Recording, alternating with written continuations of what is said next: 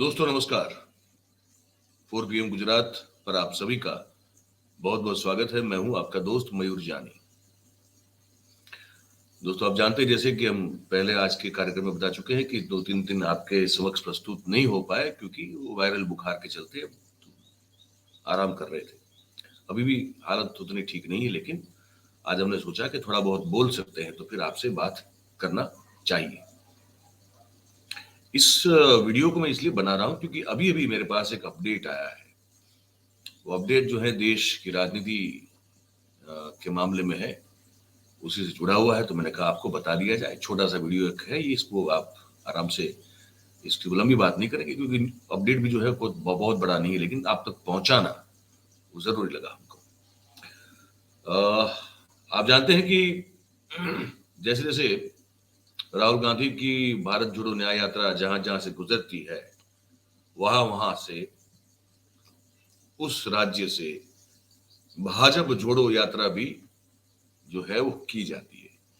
चाहे वो बंगाल से निकले, वहां मणिपुर से निकले, फिर बंगाल आए, फिर वो बिहार हो या झारखंड हो या उत्तर प्रदेश हो या अभी गुजरात पहुंचने वाले हैं, तो उससे पहले गुजरात ही क्यों ना हो। तो जहां जहां भारत जोड़ो यात्रा निकलती है, वहां वहां बीजेपी के द्वारा कांग्रेस के नेताओं की भाजपा जोड़ो यात्रा भी की जाती है, ताकि एक नरेटिव, एक कथानक खड़ा किया जाए, एक दृश्य खड़ा किया जाए कि देखिए राहुल गांधी की कोई बतौर कांग्रेस के नेता कोई हैसियत नहीं है, क्योंकि वो निकाल रहे हैं भारत जोड़ो यात्रा, लेकिन यहाँ तो उनके उस राज्य के बड़े बड़े नेता लोग जो हैं वो तो जुड़ रहे हैं भाजपा में, जबकि यात्रा उस राज्य से निकल रही होती है।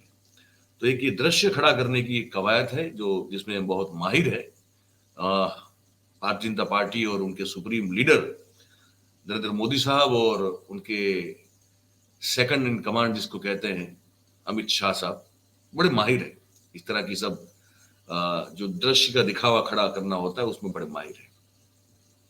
तो वो तो हो ही रहा है। अहमदाबाद तो नहीं आएंगे, लेकिन जब गुजरात में यात्रा पहुंचेगी हमारे दाहोद में और 4 दिन तक चलने वाली है, तो उस दौरान भी आप देखेंगे कि अभी कल तो 2 कांग्रेसी विधायकों ने पद छोड़ा, पार्टी से इस्तीफा दिया, और आपको 3-4 जो है वो 7 से 11 के बीच में या 7 से पहले भी आपको दिखाई दे, लेकिन 7 से 11 के बीच में वो दृश्य खड़ा करना जरूरी है कि देखिए एक के बाद एक कांग्रेस के विधायक हमारी पार्टी में जुड़ रहे हैं, क्योंकि वो राष्ट्र पुरुष सिर्फ एक ही व्यक्ति को मानते हैं जिनका नाम है नरेंद्र मोदी।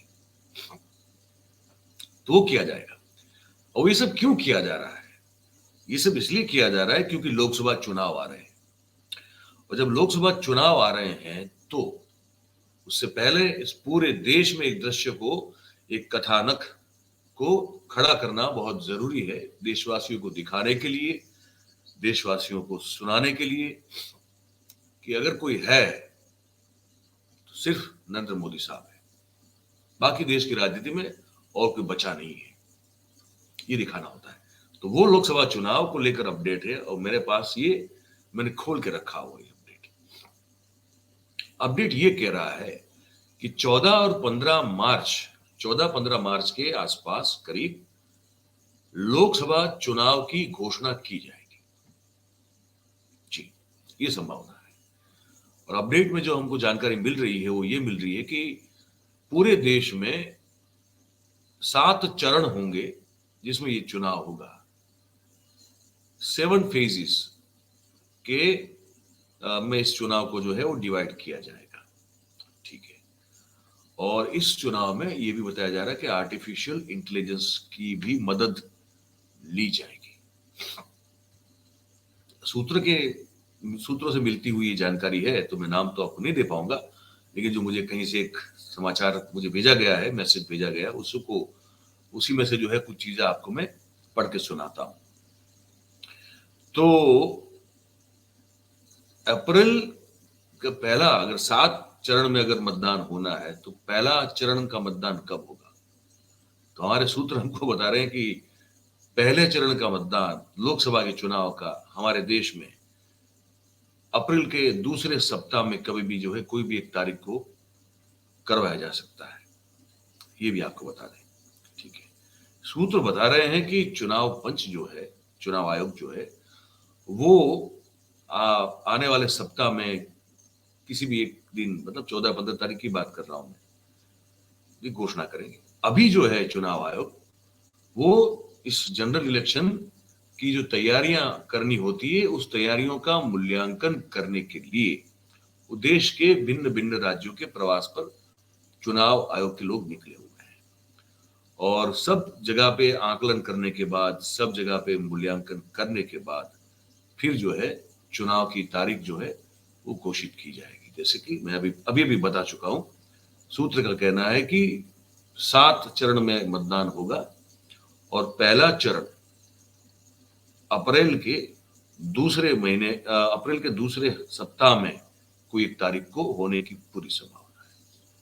इस वक्त जो है बताया जा रहा है कि चुनाव पंच की एक टीम जो है वो वेस्ट बंगाल, पश्चिम बंगाल में है।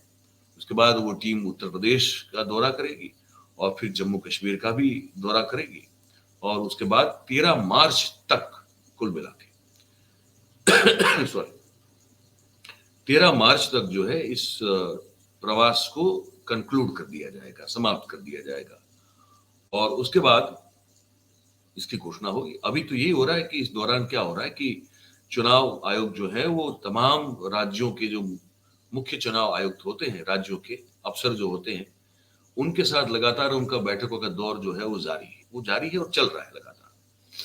अब बात रही आर्टिफिशियल इंटेलिजेंस टेक्नोलॉजी के इस्तेमाल की, इसको भी जरा सुन लीजिए आप।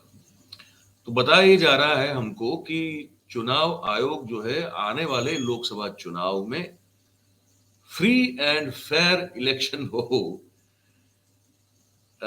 इसी कारण से आर्टिफिशियल इंटेलिजेंस टेक्नोलॉजी का इस्तेमाल कर सकता है।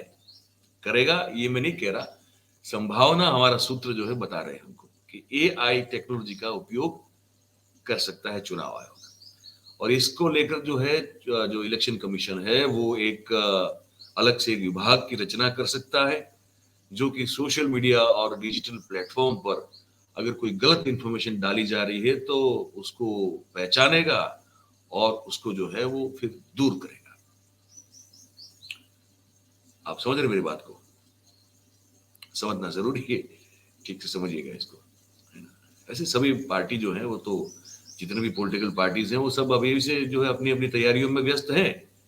और भारतीय जनता पार्टी जो है उसने तो आपने देखा भी है कि 195 उम्मीदवारों के नाम की घोषणा भी कर दी है और अब की बार उनका 370 पार का नारा है, जो कि हम बड़े आश्वस्त हैं कि अगर चुनाव इलेक्शन जो है वो अगर ईवीएम मशीन से ही होना है तो मोदी साहब को 370 पार करते हुए और एनडीए को 400 पार करते हुए रोकने की किसी की ताकत नहीं है, क्योंकि मशीन और मशीनरी उनके साथ रहेगी, उनके पास रहेगी, तो फिर ये बिल्कुल संभव है।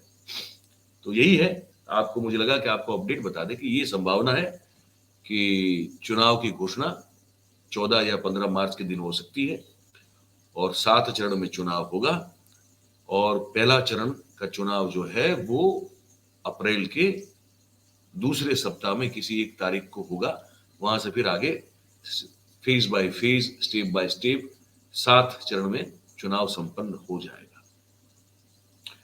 और हो सकता है कि आर्टिफिशियल इंटेलिजेंस टेक्नोलॉजी का इस्तेमाल इस चुनाव में चुनाव आयोग के द्वारा किया जाए। ये बताना था आपको, ठीक है? तो बता दिया। अब आप इसको सुनने के बाद आप क्या सोच रहे हैं, आपकी क्या राय है, हमको लिख के आप ये जो कमेंट बॉक्स है इसमें लिख के जरूर से बताइएगा। बात अगर आपको हमारी पसंद आ रही हो तो फिर इस वीडियो को लाइक करें, इसकी लिंक जो है उसको आप शेयर करें हो सके उतना, और हमारा जो चैनल है 4PM गुजरात सुनिए।